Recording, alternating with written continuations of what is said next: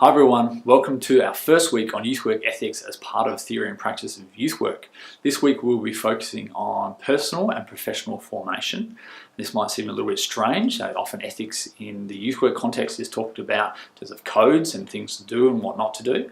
But we're actually interested in ethics as it is about the person who is doing the delivery of the service. So it might seem a little bit strange, but actually we're going to start by saying who we are is just as important as what to do. Alright, so why are we talking about ethics at all? Ethics sounds like a really boring topic, and historically so it's got that stereotype of being something that will put most people to sleep, and is about these old philosophers. Well, Howard Circum, who wrote this book, Youth Work Ethics, disagrees. He says this about ethics: all the things that youth work claims to do and to be for young people are about the ethics of the situation. Social justice is an ethical requirement. Empowerment is an ethical project. Inclusion is ethically driven. Poverty, homelessness, violence, destructive drug use, dispossession, these aren't technical problems awaiting the skill and a resource to fix them. They are deeply moral issues. To use the most of unfashionable words, their continued existence and the structures that maintain them are wrong. The reason that many of us got into youth work and the reason that we stayed is because of that.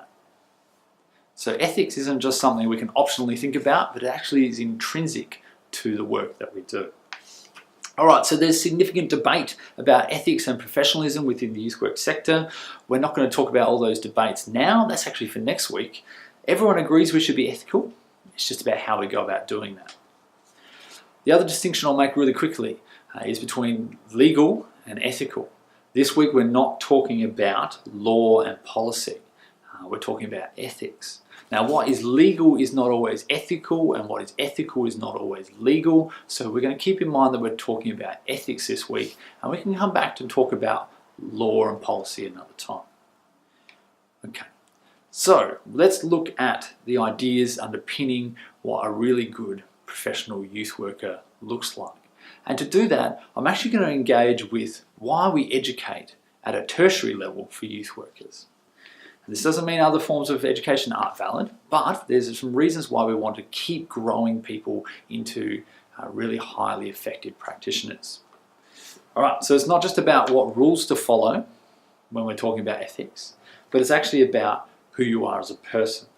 It's about training and forming professionals who are able to think through dilemmas and feel through and work with intentions, rather than just knowing what the right or the wrong thing to do is. And why that's important will become clear. Alright, so this lady by the name of Judith Bessant wrote this chapter in a book about youth work and education for professional practitioners in Australia, and that's one of your readings for this week. She talks about the qualities of a tertiary trained youth worker, and here are some of those qualities I think are really important.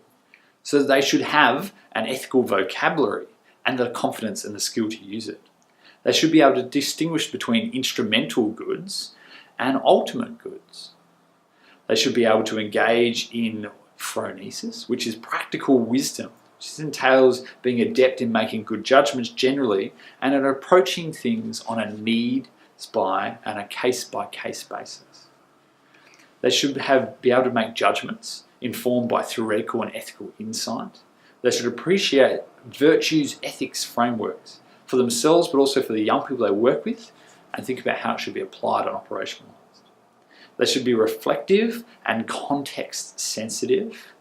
They should be able to communicate across a range of registers with different people, different organizations, and different styles of discourse.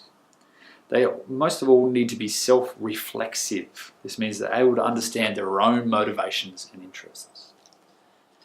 So these are things that take a higher level of training, and they are more than just here's some information, go and run with it.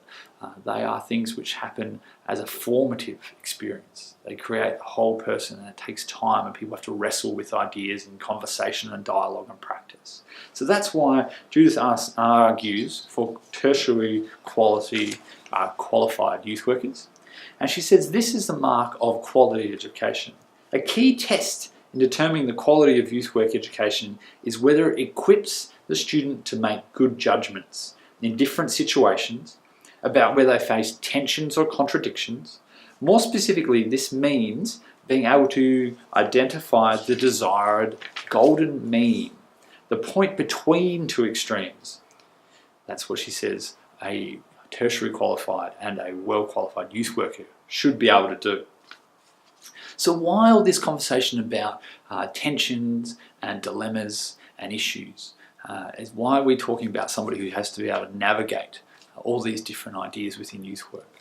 Well, the author by the name of Watts describes one of the core problems with working within the youth work sector and the human services sector in general. He says that we are working in a sector which is full of wicked problems.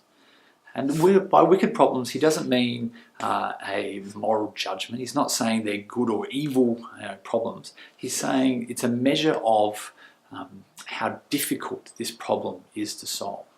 This problem resists resolution, which is quite an interesting idea, isn't it? It's a problem which actively seems hard or ongoingly difficult, resistant to being solved. These aren't problems that have simple yes or no answers. There's not a true or false kind of situation. But rather, these are problems which it's difficult even to agree on a definition of what the core of the problem is. There's multiple, it's complex, it's overlapping, there's multiple dependencies. And often trying to fix it can create more problems. Now, youth work and human services in general are full of these kind of problems. And that's why dilemmas keep popping up. And that's why we have to be equipped with the language and vocabulary and the capacity and the confidence to navigate these and articulate where we are and why we're doing what we're doing. Excuse me. And that's why we talk about youth work as a profession. It's more than just something we do, and whether you think we should professionalise or not isn't the point at this point here. But it is a profession because it means more than just doing. And Howard Circum articulates it in this way. He says a professional is someone who professes, who makes a profession of some kind.